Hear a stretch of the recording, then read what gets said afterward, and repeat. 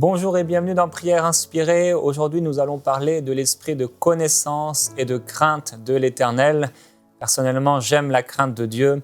Et avec notre invité aujourd'hui, on va avoir l'occasion de vous parler de cette facette de l'esprit de Dieu, la connaissance, mais également la crainte de l'Éternel. Pasteur Grégory, on est encore heureux aujourd'hui de t'avoir parmi nous. Merci Jérémy. C'est notre dernière journée. Dernière journée, merci, j'ai beaucoup aimé donc, le temps qu'on a passé durant la semaine à prier ensemble et à consulter la parole de Dieu. Merci. Amen. Merci. Et aujourd'hui, je vais vous partager un témoignage d'un frère africain qui vit en Algérie. Il dit qu'il est né dans une famille non chrétienne et qu'il a connu le Seigneur quand il était enfant. Il dit, mais dans sa vie chrétienne, une porte a été ouverte largement au diable. Il dit, je suis tombé dans les péchés profonds. Je regardais sans cesse la pornographie, avec tout ce qui allait avec, je vous épargne les détails. Je désirais beaucoup plus de choses au niveau des ténèbres. Je pensais sans cesse à rencontrer le diable et lui offrir tout ce qu'il me demanderait. Je respecterais à la lettre, sauf s'il me demandait un sacrifice humain. Bon, c'était vraiment très, très profond. J'étais prêt à tout, presque, mais même si je n'ai jamais pu le rencontrer physiquement, mon cœur l'avait déjà fait. Or, pendant ce temps, il y avait deux voix en moi qui discutaient sans cesse entre elles. L'une me recommandait souvent d'aller prendre la Bible et de la méditer, de faire un programme de prière, et l'autre me disait de faire tout le contraire. J'étais complètement perdu et égaré. Mon âme était au milieu entre Dieu et le diable. Puis ma chair et mon esprit se tiraillaient entre eux. Cher bien-aimé, c'était vraiment l'enfer que je vivais. Puis il est tombé sur une prédication sur YouTube du pasteur Marcelo Tunassi qui parlait de l'impudicité. Puis il est tombé sur le site enseigne-moi.com. Il a téléchargé la Bible en audio. Puis il a commencé à écouter des prédications sur Enseigne-moi. Il a téléchargé l'application EMCI. Il dit, mais à un moment, j'ai tout abandonné. J'avais la paresse d'écouter les messages, de retourner sur l'application. C'est tout ça, le diable, qui mélangeait mes pensées. Je recevais souvent les émissions « Bonjour chez vous », mais je les ignorais complètement. Puis un temps, la voix me parlait, me disait d'écouter des prédications, des émissions. Et je commençais à écouter jusqu'au point où je me suis rendu compte de mes actes et de mes péchés. Alors j'ai pris une résolution quand je me suis confessé. J'ai avoué tous mes péchés à Dieu. Et c'est alors que j'ai commencé à écouter l'émission Prière inspirée. C'est là que j'ai reçu complètement la transformation, la vraie transformation par le Saint-Esprit. Je ressentais l'absence de la prière, la soif divine de la parole. Avant, je priais 10 minutes. Pour moi, c'était déjà un miracle de prier 10 minutes. Mais aujourd'hui, je suis restauré, j'ai retrouvé le vrai chemin. Et la vie chrétienne en Jésus-Christ, mon Seigneur et mon Sauveur. Je prie en langue aujourd'hui tellement que les mots me manquent. Prier pour moi 40-50 minutes, c'est vraiment devenu très peu pour moi. Et je ne passe plus une journée sans écouter la parole de Dieu. J'ai tellement soif de sa parole. Cela fait presque un mois déjà que je ne regarde plus la pornographie, la masturbation, tout ça. Je suis déterminé à combattre l'ennemi jusqu'au dernier de mon souffle et je m'engage à faire la volonté de mon Dieu en Jésus-Christ, déterminé à le servir et non me servir de lui. Vos prières ont restauré une âme qui était perdue. Merci beaucoup, pasteur, que Dieu vous édifie et qu'il vous accorde son énergie à le servir abondamment et à nous enseigner à jamais. Gloire à Jésus-Christ pour de tels témoignages et des vies transformées.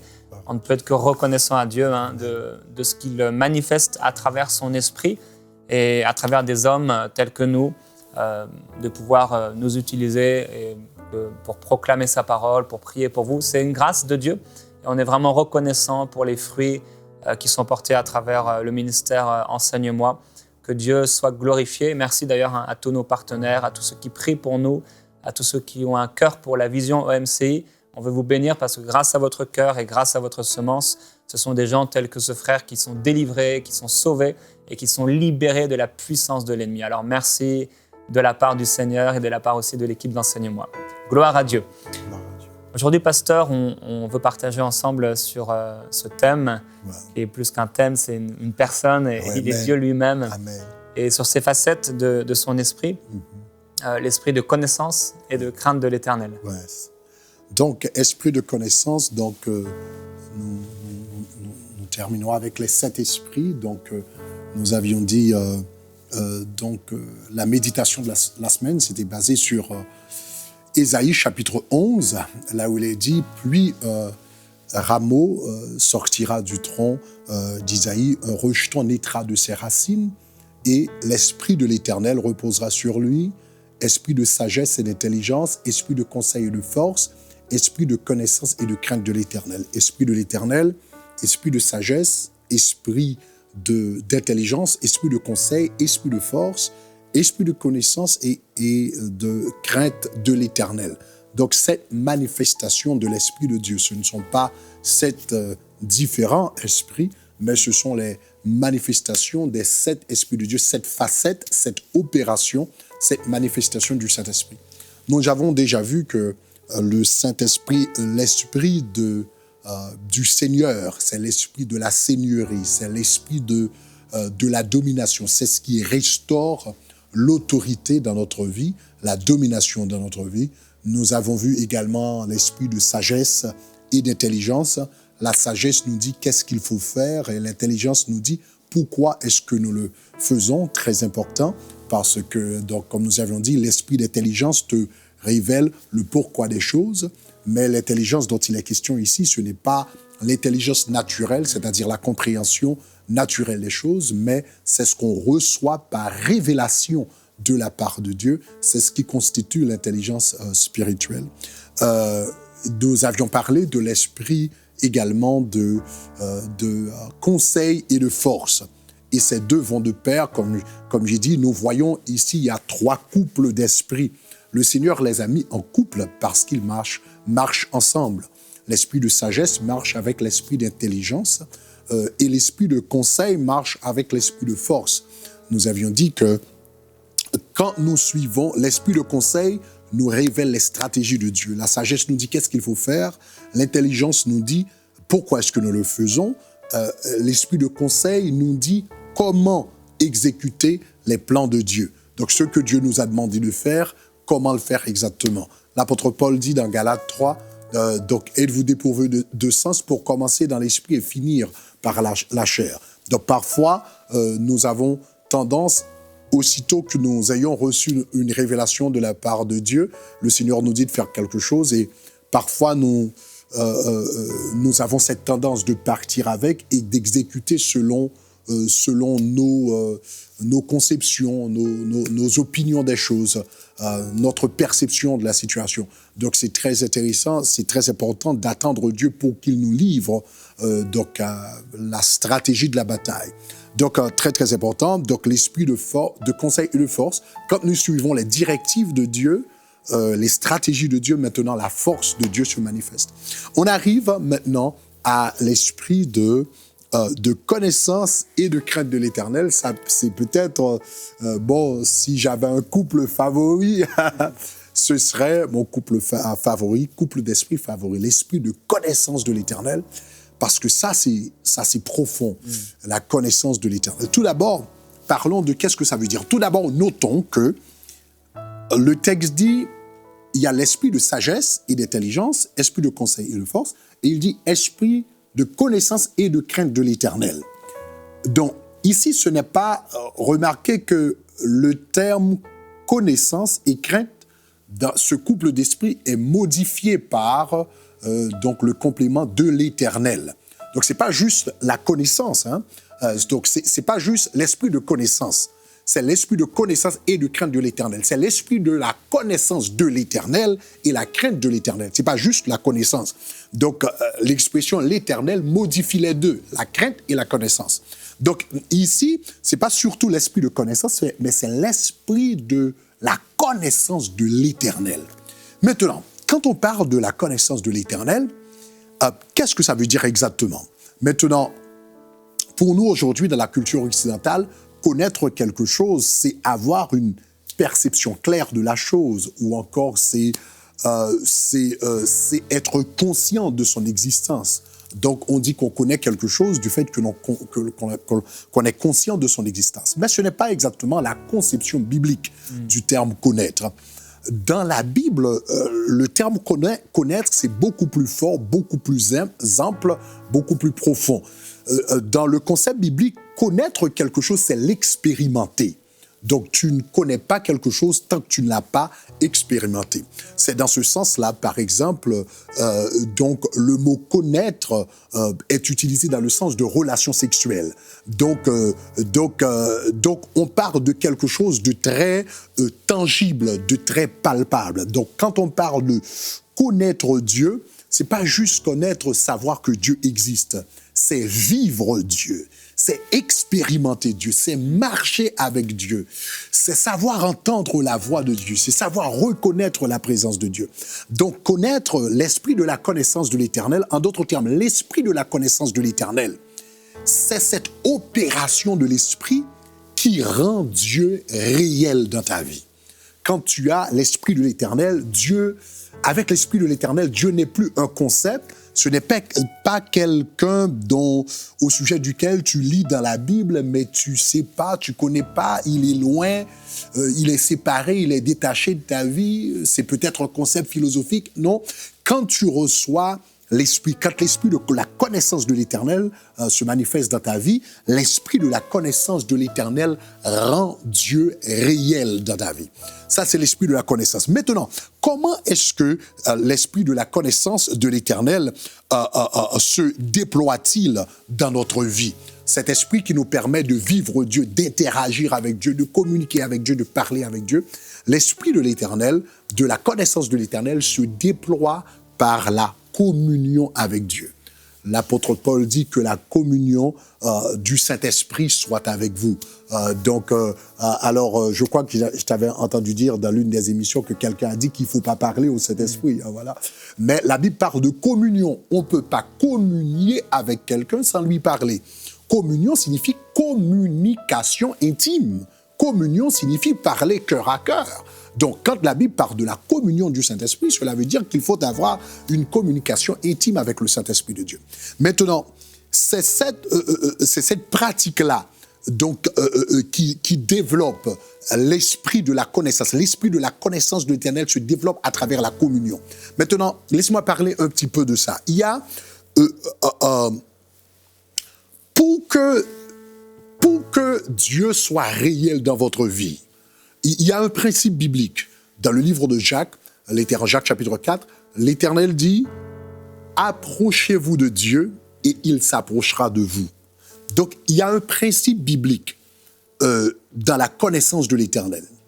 Si vous voulez connaître l'Éternel, l'Éternel te donne la responsabilité toi-même de t'approcher de lui. Donc, parfois, j'écoute des gens qui disent « Ah, Dieu est tellement loin ». Je me sens détaché de Dieu, j'ai perdu mon premier amour, donc je ne sais quoi faire. En réalité, si tu sens que tu as perdu ton premier amour ou tu es détaché de Dieu, ce n'est pas difficile. Hein? Donc la Bible dit, approche-toi de Dieu et lui, il s'approchera de vous. Donc Dieu vous donne la responsabilité, il te donne la responsabilité à toi de t'approcher de lui.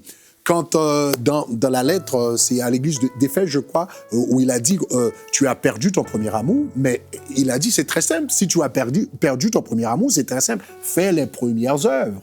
Donc pour retrouver ton premier amour, il n'y a pas quelque chose de surnaturel qui va se passer pour retrouver ton premier amour. L'Éternel, Dieu a dit tu as perdu ton premier amour, donc il dit fais tes premières œuvres.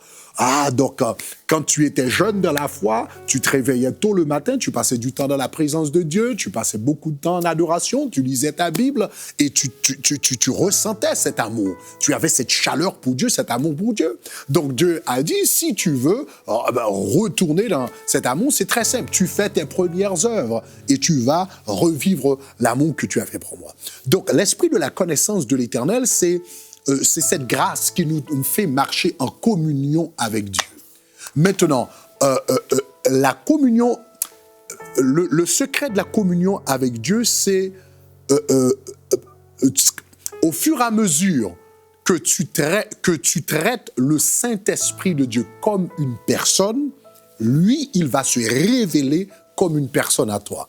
Donc, il y a des gens, par exemple, qui traitent ou même beaucoup de chrétiens traitent le Saint-Esprit de Dieu quasiment comme une chose. C'est, je peux avoir par exemple une table comme ça à la maison. Je sais que la table est là, je sais que la table est utile, mais je ne lui parle pas. Donc, quand je me lève le matin, j'ai une table à la maison. Quand je me lève le matin, je ne dis pas bonjour à ma table. Je sais que la table est là, mais je ne communique pas avec ma table. Donc, je traite la table comme une chose. Malheureusement, il y a beaucoup de chrétiens qui traitent le Saint-Esprit de Dieu comme une chose, comme un canapé, comme une table, comme une chaise. Ils savent que le Saint-Esprit de Dieu est dans leur vie, mais ils ne lui parlent jamais. Ils ne lui demandent jamais son opinion sur les décisions qu'ils prennent dans leur vie. Donc, mais le Saint-Esprit de Dieu n'est pas une chose. Et si tu traites le Saint-Esprit de Dieu comme une chose, le Saint-Esprit de Dieu, lui, il va garder le silence. Donc, en quelque chose, vous allez avoir cette réaction parce que vous vous approchez de Dieu et lui, il vous approchera de vous. Si vous aimeriez que le Saint-Esprit de Dieu soit réel dans votre vie, vous aimeriez que Dieu vous parle, vous commencez vous-même à vous approcher de Dieu, à lui parler. Et j'ai dit une chose que la communion est plus forte que la prière parce que partager est plus profond que demander. La prière, parfois, c'est une transaction formelle. Seigneur, j'ai ce problème, j'ai ce besoin, au nom de Jésus. C'est quelqu'un qui se présente à un magasin, j'ai besoin d'acheter ci et d'acheter ça. Je viens avec la foi, il y a une transaction qui se fait. C'est un peu la prière. Mais la communion, c'est cultiver l'amitié. C'est pas une demande, c'est juste partager ton cœur avec Dieu. Au fait, j'ai dit que le secret de la communion avec Dieu ou encore de la connaissance de l'Éternel, c'est l'informalité. L'informalité. Les personnes les plus proches de nous sont les personnes avec qui nous partageons des choses légères, apparemment légères, des choses informelles. Donc, par exemple, si je vais... quelqu'un qui va se marier, par exemple, il va appeler ses amis, même les amis un peu distants, et va lui dire que « Ah, je vais me marier », parce que c'est une décision importante. Mais par contre, ce sont les personnes qui sont vraiment près, proches de lui, comme sa femme, ses frères, sa sœur, qu'il va dire « Que penses-tu de cette veste? Que penses-tu de ma chemise? Que penses-tu » Les décisions les moins importantes sont généralement réservées aux personnes les plus proches. Et si nous aimerions vivre dans la connaissance de l'Éternel, la communion avec Dieu, cela veut dire nous aurons besoin d'entrer Dieu dans même les détails qui nous paraissent insignifiantes. Seigneur, je vais acheter cette robe. Que penses-tu? Aimes-tu cette robe, Seigneur? Ça, c'est une autre dimension d'expérience avec Dieu. C'est une autre dimension de vie avec Dieu. Seigneur, je vais cuisiner pour mon mari aujourd'hui. Qu'est-ce que je dois lui préparer? Donc, tu rentres Dieu dans les décisions même les plus simples. Et au fur et à mesure où tu le fais, cela veut dire que tu traites le Saint-Esprit de Dieu vraiment comme une personne. Et au fur et à mesure que toi, tu le fais, ce qui va arriver, c'est que soudainement, un jour, tu vas être à la maison et tu vas entendre sa voix. Lui, il va commencer à te parler.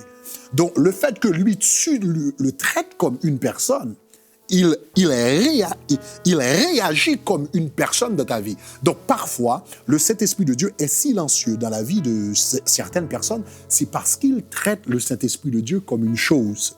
Donc, si tu traites le Saint-Esprit de Dieu comme une chose, il va être silencieux. Maintenant, pour finir, la connaissance de l'Éternel, qu'est-ce qu'elle entraîne? La connaissance de l'Éternel entraîne la crainte de l'Éternel.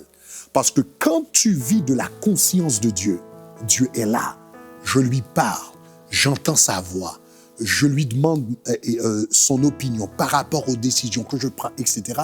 Soudainement, cette présence apporte une crainte surnaturelle. Ce n'est pas une crainte servile, ce n'est pas... au fait, la crainte de Dieu, c'est la vie d'obéissance que nous menons par amour pour lui.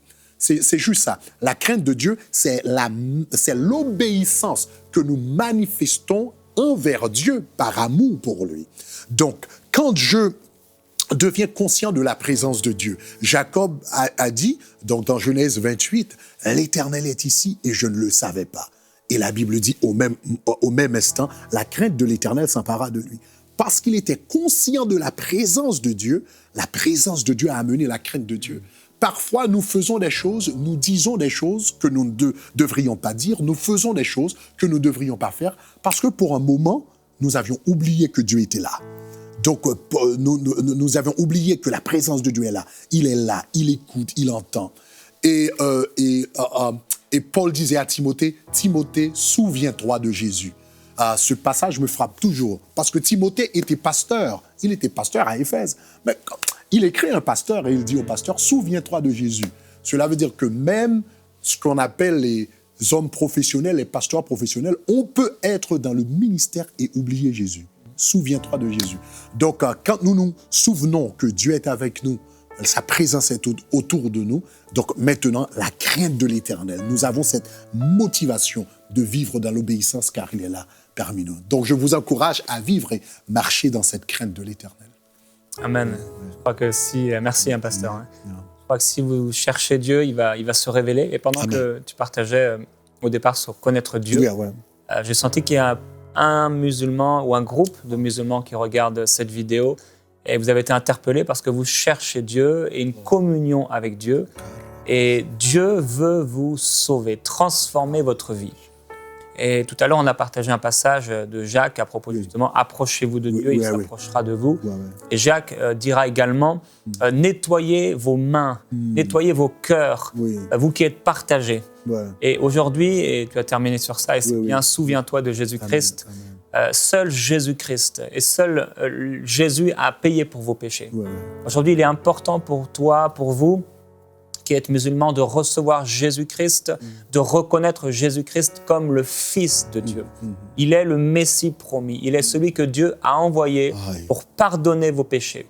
Et maintenant, vous pouvez réfléchir avec votre tête et entrer dans un raisonnement qui ne vous changera jamais. Peut-être vous avez raisonné pendant très longtemps jusqu'ici, mais aujourd'hui, ce n'est pas question de raisonner, c'est question d'ouvrir votre cœur à la vérité de Dieu, parce que Dieu ne se raisonne pas. Amen. Dieu s'accepte, il se reçoit.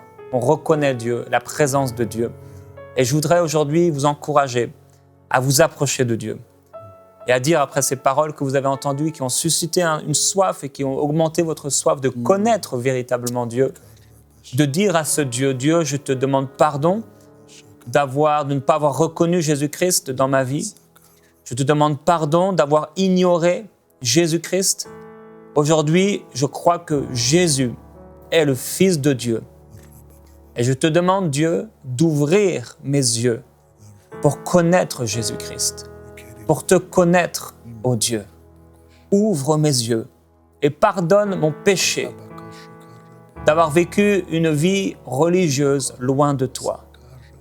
Je te donne toute ma vie, tout ce que je suis. Je ne veux plus te donner une partie seulement, mais te donner le contrôle de toute ma vie. Je crois que Christ est ressuscité d'entre les morts pour me donner une vie nouvelle. Je te reçois. Amen. Il y a un monsieur qui est en train de me regarder, qui est avocat. Donc, vous êtes avocat, vous vous êtes posé beaucoup de questions. Vous êtes très, très intelligent et vous vous avez posé beaucoup de questions. Mais comme Jérémie a dit, Dieu ne se raisonne pas, Dieu s'accepte. Donc, là où vous êtes maintenant, vous pouvez accepter Jésus-Christ. Vous pouvez connaître Jésus-Christ. La connaissance de l'Éternel peut vous envahir, mais ça ne passe pas par l'intellect. Ça vient directement au cœur. On expérimente Dieu. On marche avec Dieu. On vit avec Dieu. Donc, on ne raisonne pas Dieu. Donc, là où vous êtes, Seigneur, je te remercie au nom de Jésus. Merci pour cet homme que tu es en train de toucher maintenant au nom de Jésus de Nazareth. Merci pour l'esprit de conviction qui tombe sur lui maintenant au nom de Jésus. Merci pour la grâce qu'il reçoit maintenant au nom de Jésus. Seigneur, aide-lui à marcher dans la crainte de Dieu au nom de Jésus. Accorde-lui, Seigneur, cette présence qui nous convainc, cette présence qui nous conduit, cette présence qui nous révèle ta volonté au nom de Jésus. Seigneur, merci. Merci pour ta parole, qui est véritablement une nourriture. Aujourd'hui, tu nous as nourris encore. Toute cette semaine, tu es venu nous nourrir spirituellement Et je suis reconnaissant, Père, alors que tu m'as accordé de diriger cette émission, reconnaissant pour la vie bénie de tous ceux qui ont écouté pendant cette semaine et qui ont reçu de ta part une nourriture. On veut te dire merci, parce que c'est une grâce. Alors que plusieurs croyants dans le monde sont obligés de se cacher pour prier, pour être enseignés. Nous avons la grâce, nous, de pouvoir écouter ta parole avec une telle facilité. Merci de cette grâce. Merci pour le Saint-Esprit. Merci parce que si on s'approche de toi, tu t'approches de nous. Assurément, tu es fidèle. Oui. Même si on est infidèle, Oui, tu Seigneur. demeures fidèle. Parce que ta nature est parfaite. Tu es loyal. Tu es un Dieu saint et fidèle. Et je te remercie, Dieu, de ce que tu ouvres l'intelligence de ceux qui écoutent et de ce qu'à travers cette émission, à travers ce temps, tu sauves plusieurs personnes de la mort, Seigneur. de la perdition éternelle. Tu sauves plusieurs personnes des flammes de l'enfer Oh, Seigneur. et du jugement dernier en les pardonnant, en les guérissant, en les libérant du péché.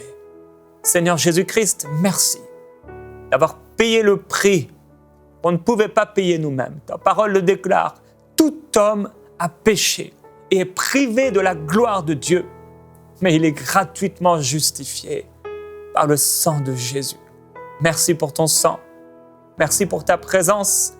Je prie qu'elle devienne de plus en plus réelle dans la vie de tous ceux qui écoutent, afin que la crainte de Dieu soit dans nos cœurs. Alléluia. T'aimons, Seigneur. Seigneur, nous prions pour la plénitude du Saint-Esprit. Que les 7 manifestations de l'Esprit, Seigneur, se fassent connaître dans la vie de tes serviteurs et de tes servantes. Que la plénitude du Saint-Esprit dans ces 7 facettes, dans ces 7 manifestations, soit une réalité dans la vie de chaque personne qui nous regarde au nom de Jésus de Nazareth. Et par cet Esprit, Seigneur, par ton Esprit Saint, au nom de Jésus, que tu les élèves au nom de Jésus de Nazareth, que tu les fasses grâce au nom de Jésus, que tu manifestes ta personne à travers eux, au nom de Jésus, qui vit et qui règne au siècle des siècles. Amen. Gloire à Jésus-Christ. Et encore merci, pasteur. Merci, Jérémie. Et que Dieu bénisse vraiment abondamment ton ministère, Gloire à Dieu. le ministère de ta famille et Amen. de ta famille d'église aussi. Amen. Je vous encourage à réécouter ces émissions sur enseigne-moi.com. Vous pouvez y aller ou alors sur le YouTube de MCI TV. Et on veut déclarer sur vous la bénédiction de Dieu. Marchez avec le Seigneur. Quand on marche avec lui, il marche avec nous. Je vous dis à très bientôt, frères et sœurs, dans Prière inspirée. Merci.